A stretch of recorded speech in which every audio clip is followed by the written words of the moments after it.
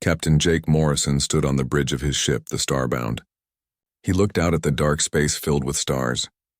His crew had been traveling for 3 months, looking for new worlds that humans could live on. Jake was 35 years old and had been a space captain for 10 years. He was tall with brown hair and blue eyes that always seemed to be thinking about something. "Captain, we're getting a strange signal," said Dr. Lisa Parker, the ship's scientist. She was a smart woman with red hair who studied languages and sounds from space. "It's coming from the Kepler 442 system." Jake walked over to her computer screen. "What kind of signal?" Lisa pointed at the wavy lines on her screen. "It's not random noise. Look at these patterns. They repeat every few minutes. Someone or something is sending this on purpose." The bridge was quiet except for the soft hum of the ship's engines. Jake's crew of 20 people had been together for 2 years. They trusted each other and worked well as a team. "Is it dangerous?" asked Pete Collins, the ship's engineer. Pete was a big man with black hair who could fix anything that broke on the ship. "I don't think so," Lisa said, "but it's definitely not human. The math is too complex, and there's something else strange about it." "What?" Jake asked. Lisa looked puzzled. "It sounds like it has feelings in it. I know that sounds crazy, but when I listen to it, it makes me feel sad and lonely." Amy Rodriguez, the security chief, crossed her arms. She was a strong woman with dark hair who kept everyone safe. "Feelings in a radio signal? That doesn't make sense." "I know how it sounds," Lisa said, "but I've studied alien signals for 15 years. This one is different. It's like someone is calling out hoping someone will answer." Jake thought for a moment. The Starbound was far from Earth and any help. If they found something dangerous, they would be on their own. But finding new life was why they were out here.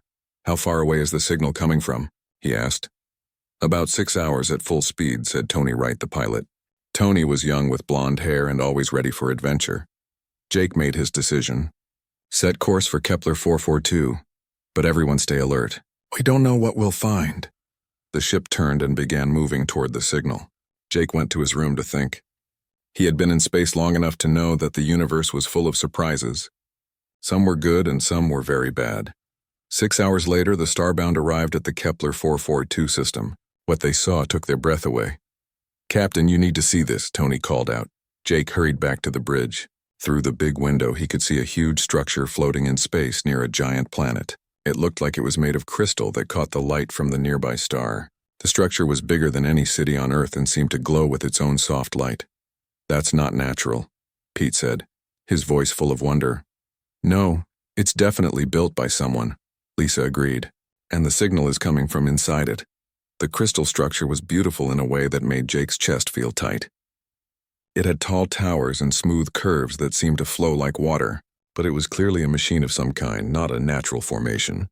"Are there any weapons on it?" Amy asked, always thinking about safety. Pete checked his instruments. "I can't see any guns or missiles, but there's a lot of energy inside it, more than our entire ship uses in a year."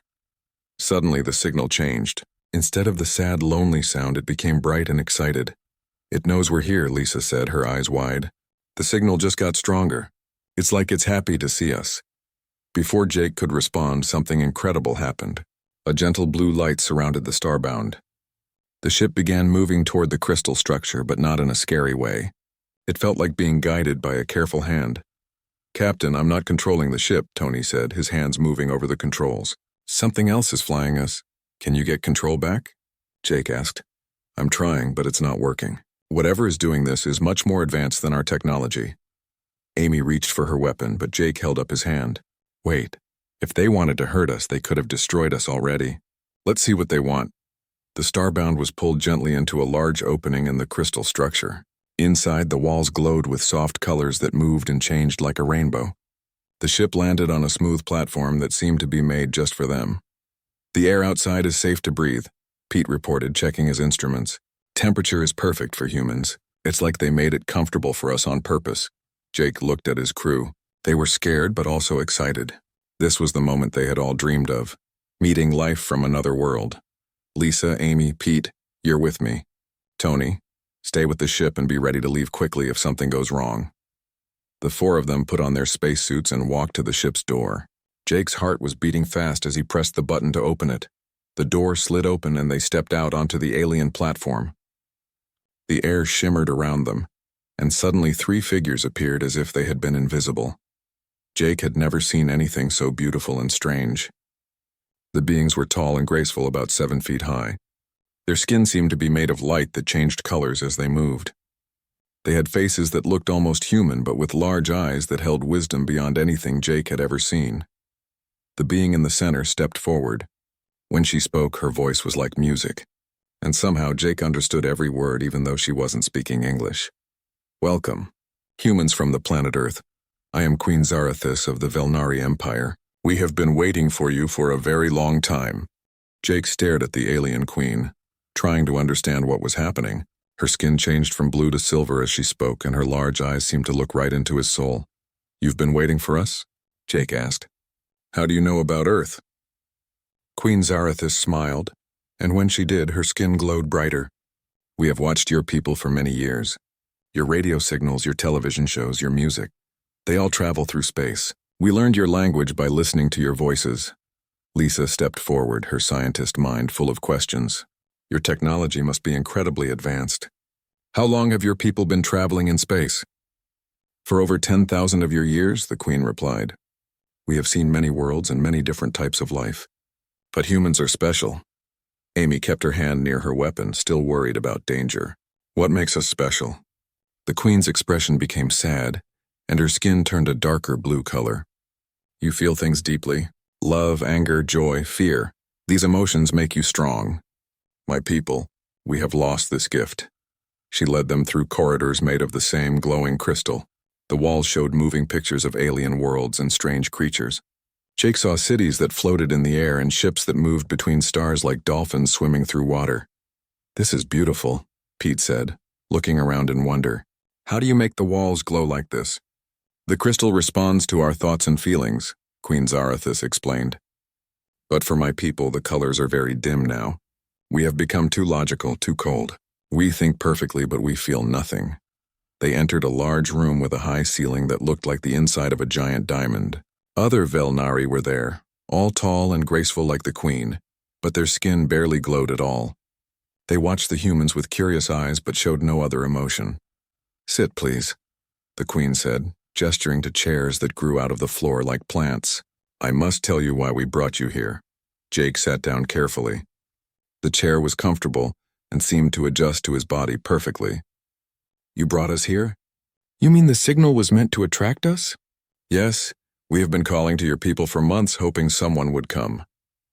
The Queen sat across from Jake, and he noticed that when she looked at him, her skin became warmer in color.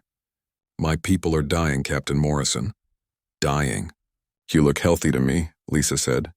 "Not dying in the way you understand," the Queen replied. "We live for thousands of years and our bodies are strong.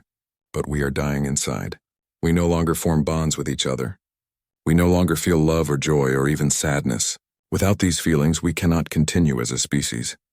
Jake felt sorry for her. Even though she was an alien, he could see the pain in her large eyes. "How did this happen?" "Long ago, we decided that emotions made us weak. We created technology to make us smarter and more logical. It worked too well. Over many generations, we lost our ability to feel. Now we can solve any problem except the most important one, how to live with meaning and purpose." Amy frowned. "So you want us to help you feel again?" "We believe that by studying humans, by learning from your emotional responses, we might find a way to restore what we have lost." The Queen leaned forward, and Jake noticed her skin getting brighter. "In return, we would share our technology with your people. We could give you faster ships, unlimited energy, and medicine that could help humans live for centuries." Pete's eyes went wide. "You could really do that?" "And much more. We could help humanity explore the entire galaxy. Together we could build something wonderful." Jake looked at his crew. This was bigger than anything they had imagined when they left Earth. The technology the Velnari were offering could change everything for humanity. But something bothered him. "Why us specifically? There are billions of humans on Earth. Why not contact our government directly?" The Queen was quiet for a moment.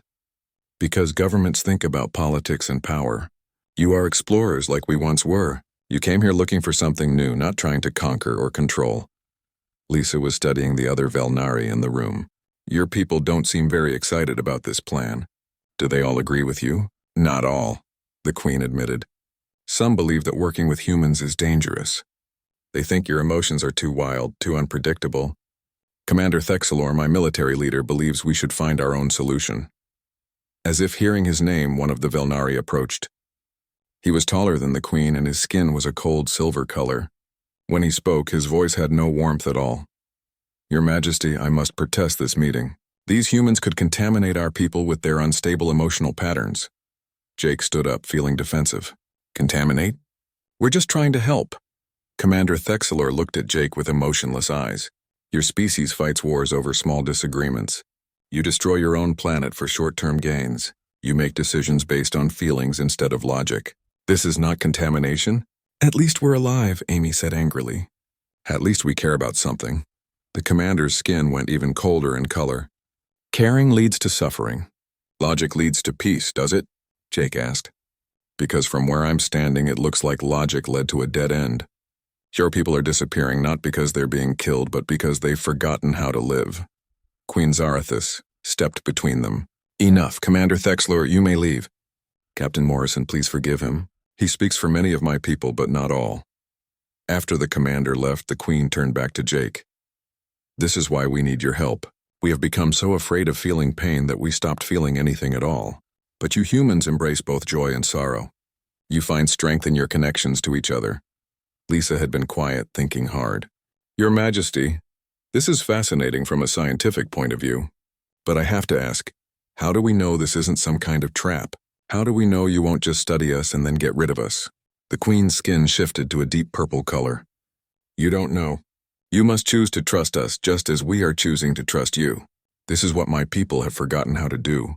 To have faith in others despite the risk. Jake felt the weight of the decision. His crew was looking at him, waiting for his choice. Earth was months away, and no one there knew where they were. If this went wrong, they might never see home again. But he looked at Queen Zarathis and saw something in her eyes that reminded him of humanity at its best. Hope, despite fear. Courage, despite uncertainty. What exactly are you asking us to do? He said finally, stay with us for a while. Let us observe how you interact with each other and with us. Share your knowledge of human emotions and relationships. In return, we will teach you about our technology and our history. And if we say no, then we will take you safely back to your ship and send you on your way. The choice is yours, Captain Morrison. But please understand, you may be our last hope to become truly alive again. Jake looked at his crew one more time. Lisa nodded slowly, her curiosity winning over her caution. Pete seemed excited about learning alien technology. Amy still looked worried, but she trusted Jake's judgment. We'll stay, Jake said. But I have conditions. Queen Zarathis tilted her head, interested. What conditions? First, my crew stays together. We don't get separated or isolated. Second, we can contact our ship anytime we want. Third, if we decide to leave, you let us go immediately. Agreed, the Queen said without hesitation. Is there anything else? Jake thought for a moment. Yes, complete honesty. No tricks, no hidden tests, no manipulation. If we're going to help each other, it has to be real. Something strange happened when Jake said this.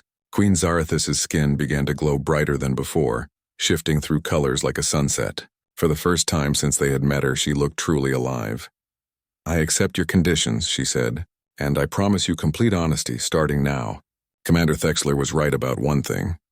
Your emotions are having an effect on us already. When you speak with passion and conviction, when you show care for your crew, it awakens something in us that we thought was gone forever. Over the next few days, the humans learned amazing things about the Velnari. They were shown laboratories where scientists could create new materials just by thinking about them. They saw ships that could travel between stars in minutes instead of years. They visited gardens where plants grew in perfect harmony, creating music as the wind moved through their leaves. But the most interesting discovery came from Lisa. She had been studying how the Velnari communicated and noticed something important. Jake, you need to see this, she said, calling him to her temporary laboratory. I've been recording the Velnari skin color changes when they talk to us versus when they talk to each other. She showed him her computer screen with different colored patterns. Look at this. When Queen Zarathis talks to you, her skin shows dozens of different colors, but when she talks to other Velnari, it barely changes at all. What does that mean? Jake asked. I think it means they're starting to feel emotions again, but only around us. We're like a catalyst. We're helping them remember what they used to be. Pete had made a similar discovery while working with Velnari engineers. Their technology is incredible, he told Jake, but it's all about efficiency and logic. They've forgotten how to create things just because they're beautiful or fun. When I showed them how humans design things based on what feels good, not just what works well, they were fascinated. Amy had been training with Velnari security forces and had her own observations. They're perfect fighters in terms of strategy and tactics, she said. But they don't understand why humans fight so hard to protect people they love. They can't comprehend why someone would risk their own life for another person's safety. But the biggest change was happening with Queen Zarathis herself. She spent more and more time with Jake, asking him endless questions about human relationships, human dreams, and human fears. "Tell me about love," she said to him one evening as they walked through the crystal gardens. "Your people use this word constantly, but I don't understand what it means." Jake thought about how to explain something so basic, yet so complex. Love is when someone else's happiness becomes more important than your own. It's when you would do anything to protect them, even if it cost you everything. "But that seems illogical," the Queen said. "Why would you put another person's needs above your own survival?" "Because life isn't just about surviving," Jake replied. "It's about finding meaning, finding connection, finding something worth living for. Without love, we're just existing." The Queen stopped walking and looked at him with those large, wise eyes. "When you speak of love, your voice changes. Your whole body changes. There's a warmth that spreads from you. I can feel it even though I thought I had lost the ability to feel anything." Jake realized he was developing feelings for this alien queen. It seemed impossible. They were from different worlds, different species. But when he was with her, he felt a connection he had never experienced before. "Your Majesty," he began. But she interrupted him. "Please, call me Zara. When you use my title, it creates distance between us." "I don't want distance anymore." "Zara," Jake said, and her skin immediately became warmer and brighter. "I have to tell you something. Spending time with you, learning about your people, it's changing me too. I've never met anyone like you. Is this what humans call attraction?" she asked, stepping closer to him. "It's more than that," Jake said honestly. "I think I'm falling in love with you." The effect on Zara was immediate and dramatic. Her skin burst into colors Jake had never seen before, golds and purples and blues that seemed to dance and swirl. For a moment, she looked overwhelmed by the intensity of what she was feeling. "I don't understand what's happening to me," she said, her voice shaking. "For centuries, I felt nothing. Now when I'm with you, it's like my whole being is coming alive." "Is this how humans feel all the time?" "Not all the time," Jake said gently. "But the good feelings make the difficult ones worth it. That's what your people gave up. Not just the pain, but the joy too." Zara reached out and touched Jake's face with her hand. Her skin was warm and smooth, and where she touched him, he felt a gentle tingling sensation. "I want to feel everything," she said. "I want to understand what it means to be truly alive." But their moment was interrupted by a commotion from the main hall. Commander Thexler's voice echoed through the crystal corridors, loud and angry. "Your Majesty, this experiment has gone too far. The humans are corrupting our people." Jake and Zara hurried to see what was happening. In the main hall, they found several Velnari arguing loudly, something that apparently never happened in their emotionless society. "What is the meaning of this?"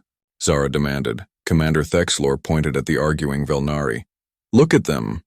They're acting like wild animals. This is what happens when we allow human emotions to influence us." But Lisa, who had been watching the scene, had a different interpretation. "They're not acting like animals," she said. "They're acting like people who care about something. Look closer." Jake watched the arguing Velnari and realized Lisa was right. They weren't fighting out of anger or hatred. They were passionate about their ideas, each one trying to convince the others because they believed their point of view was important.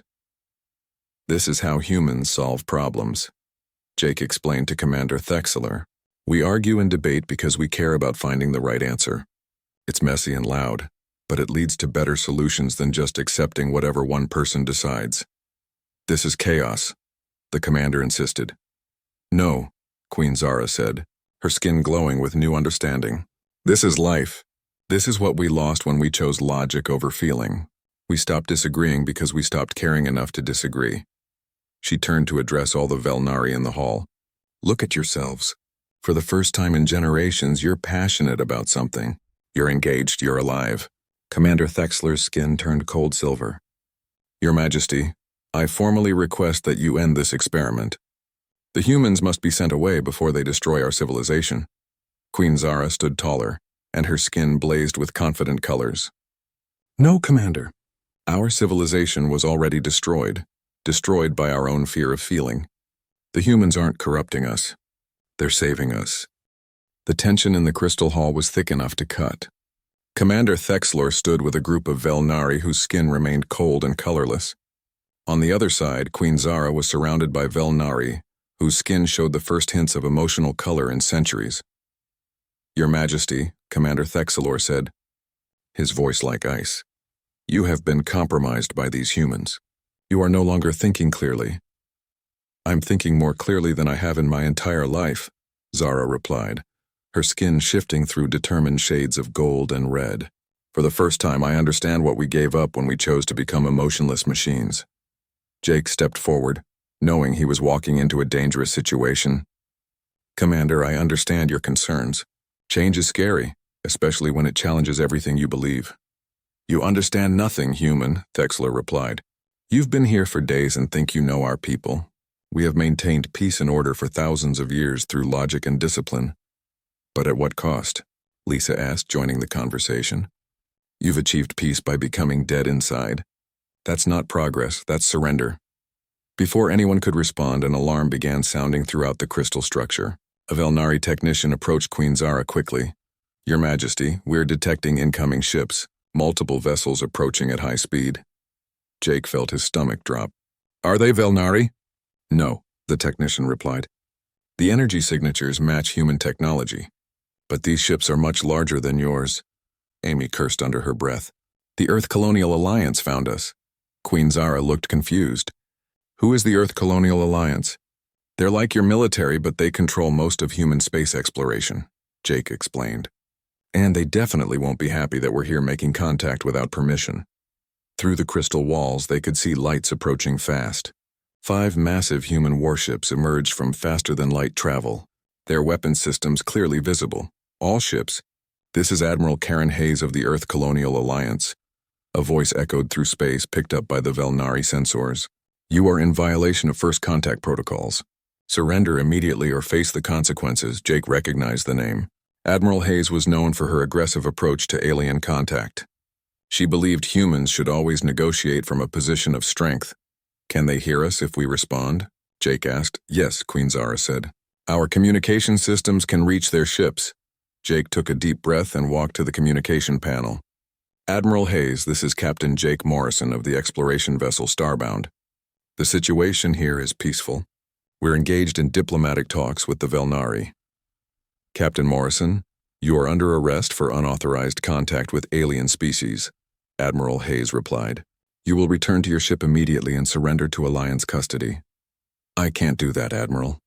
These people need our help, and they have technology that could benefit all of humanity. You are hereby relieved of command and branded a traitor to humanity. We will retrieve you by force if necessary. Commander Thexler stepped forward, his skin even colder than before. You see? This is how humans solve their problems, with threats and violence. Your own people are ready to attack you for talking to us. Jake felt anger rising in his chest. Not all humans are like that, just like not all Velnari are like you. But the situation was getting worse. The Alliance ships were moving closer, and their weapons were charging up. At the same time, Jake could see Velnari warships emerging from hidden positions around the crystal structure. Your Majesty, Commander Thexler said, I request permission to defend our territory against these human invaders. No, Queen Zara said firmly. Violence will only prove their point that we cannot work together. Then what do you suggest? The commander asked. That we surrender to these humans who call their own people traitors for trying to help us? Jake realized that both sides were preparing for a fight that would destroy any chance of cooperation between their species. He had to do something, but what? That's when he remembered something. From his military training on Earth. Sometimes the best way to stop a fight was to put yourself in the middle of. First have an idea, he said to Queen Zara, but you're not going to like it. What do you mean? I'm going to go back to my ship and surrender to Admiral Hayes. No. Zara's skin flashed through angry reds and worried blues. They'll take you away. They might even execute you for treason. Maybe, Jake said. But if I don't go, there's going to be a battle. Your people will fight my people, and everything we've accomplished here will be destroyed. Amy grabbed Jake's arm. Captain, this is crazy. You can't trust the Alliance to be reasonable. I don't trust the Alliance, Jake said. But I trust you, and I trust our friends here. Sometimes you have to take a risk to show others that cooperation is possible. Lisa nodded slowly. It's a very human thing to do. Sacrifice yourself for a chance at peace. Commander Thexlor watched this conversation with growing confusion. You would surrender to your enemies to protect us? Why? Jake looked at the commander, then at Queen Zara, whose skin was now showing the deep purples and blues of sadness and fear. Because that's what love means, Jake said simply. You protect the people you care about even when it costs you everything. Queen Zara stepped forward and took Jake's hands in hers. Her skin was warm and bright despite her fear. I won't let you go alone. If you surrender to your people, I'm coming with you. Zara, no. They might see you as a threat. Then they'll see both of us as threats together. Her skin shifted to determined gold. You taught me that love means choosing to stand with someone no matter what happens. I choose to stand with you. Commander Thexler stared at them both. For the first time since Jake had met him, the commander's skin showed a hint of color, a faint silver glow that suggested he was beginning to understand something new. Your Majesty, he said quietly, if you are determined to do this dangerous thing, then I will come too. It is my duty to protect you. And mine to protect both of you, Amy said, checking her weapons. Pete nodded. Count me in too. We're a crew, Lisa smiled. And I need to document this historic moment. Queen Zara looked around at all of them. Humans and Velnari choosing to face danger together instead of fighting each other. Her skin blazed with colors Jake had never seen before. This is what we lost, she said to her people. This willingness to risk everything for others. This is what makes life worth living. Commander Thexler stepped forward, his skin now showing clear silver light. Your Majesty, for the first time in my long life, I think I understand what you mean. Together, the mixed group of humans and Velnari walked toward the Starbound. Outside, the Alliance warships waited with their weapons ready, while Velnari ships held defensive positions. Jake hoped that their act of faith would be enough to prevent a war. But as they approached the human fleet, he knew they were all walking into the unknown, trusting in the power of cooperation and love to overcome fear and hatred. The real test was about to begin. The docking bay of Admiral Hayes' flagship was cold and unwelcoming. Jake, his crew, Queen Zara, and Commander Thexler stood together as human soldiers surrounded them with weapons drawn. The contrast was stark, the humans in their gray military uniforms and the Velnari with their glowing, colorful skin. Admiral Hayes was a tall woman with steel-gray hair and eyes that seemed to judge everything they saw. She looked at the group with obvious displeasure. Captain Morrison, you've exceeded even my worst expectations, she said coldly. Not only did you make unauthorized contact with an alien species, but you've brought them aboard an Alliance vessel. Admiral, if you'll just listen to what we've learned, Jake began. But she cut him off. What you've learned. What you've learned is how to commit treason. She turned to look at Queen Zara, whose skin was shifting through worried blues and protective golds. And you, I assume you're some kind of leader among your people. I am Queen Zarathis, Zara replied with dignity. And I come here hoping to build friendship between our peoples. Admiral Hayes laughed harshly. Friendship? Your people could destroy humanity with your advanced technology.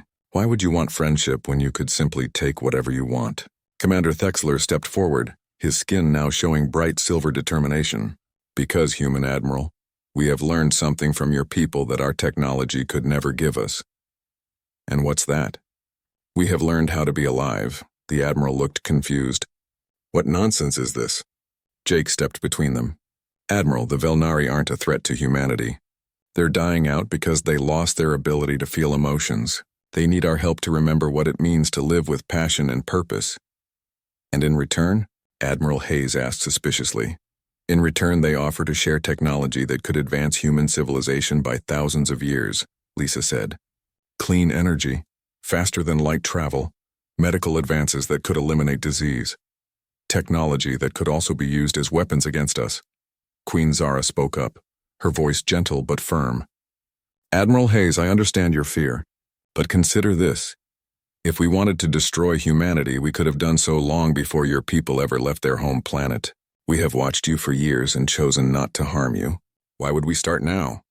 The Admiral was quiet for a moment, clearly thinking. Jake could see the internal struggle in her eyes.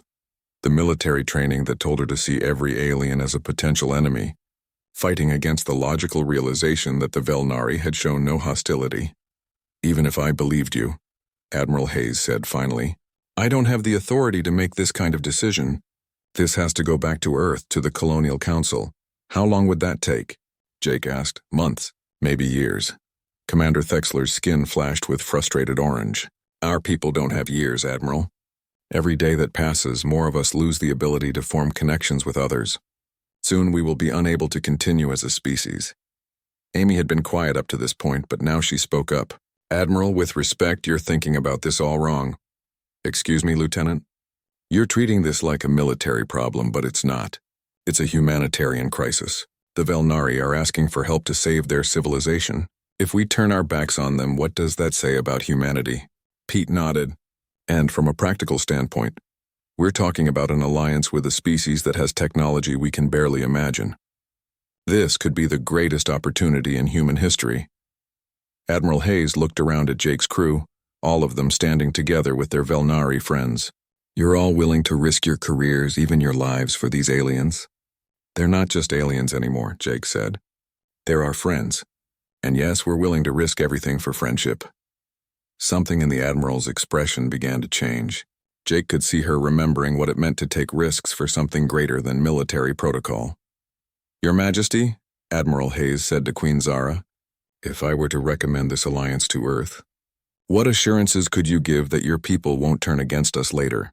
Queen Zara thought for a moment, then did something unexpected. She reached out and took Jake's hand, her skin glowing brighter as their fingers intertwined. "I can give you the greatest assurance possible," she said. "I can give you my heart." She turned to Jake, her large eyes filled with emotions that had been buried for centuries. "Jake Morrison, you have taught me what it means to love. You have shown me that life is not about existing safely, but about finding something worth living for." Jake felt his own heart racing as she continued. "I know we come from different worlds, different species. I know there will be challenges that seem impossible to overcome. But I also know that together we are stronger than we are apart." She held him close, and Jake could feel the warmth of her skin, the gentle energy that flowed between them. The alien queen held the human close and murmured, "I'm yours now, human. Not as a surrender, but as a choice. I choose you, I choose us, I choose the future we can build together." Jake looked into her eyes and saw not an alien queen, but a woman who had found the courage to love despite every logical reason not to. "And I choose you too, Zara. I choose to build something new with you." Admiral Hayes watched this exchange with growing amazement.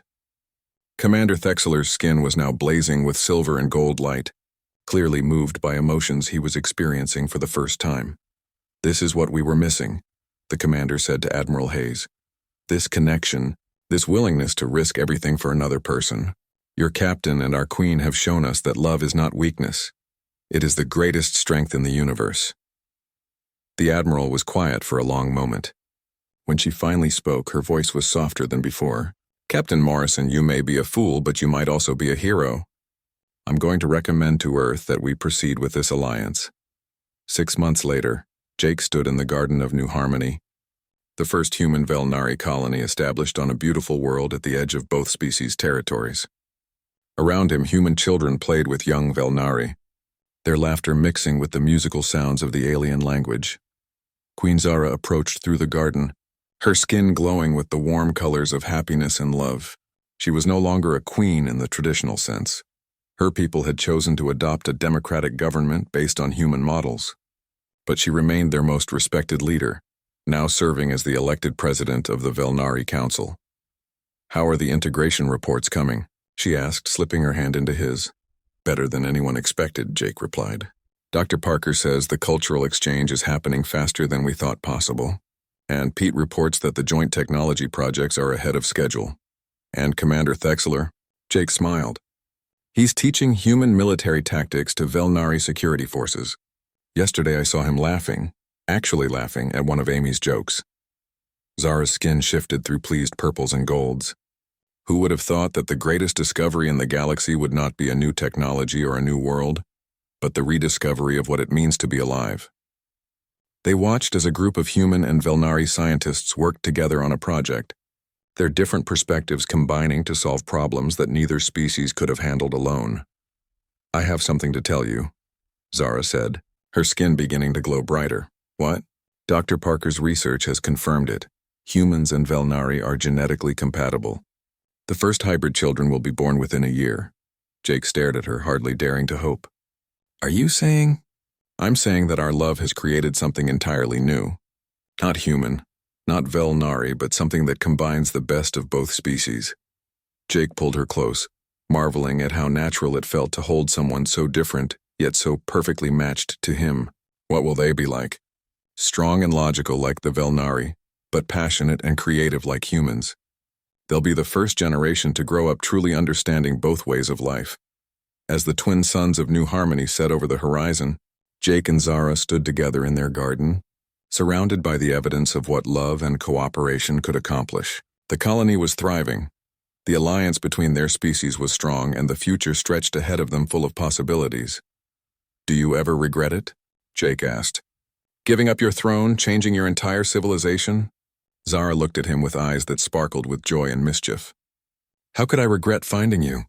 How could I regret learning to feel alive?" She leaned against him, her skin glowing with the soft colors of contentment and love. "Besides, I didn't give up anything important. I gained everything that matters: love, friendship, hope for the future." Above them, ships from both species traveled freely between the stars, carrying passengers and cargo, explorers and families. The galaxy had become a smaller, friendlier place now that two species had learned to work together, instead of fearing each other. Jake kissed Zara's forehead, tasting the sweet energy that flowed through her translucent skin. Around them, the sounds of a thriving community filled the air. Human voices and Velnari music, children playing and adults working together on projects that would benefit both species. This was what the future looked like when love conquered fear, when cooperation replaced conquest, and when two very different peoples chose to build something beautiful together. The alien queen,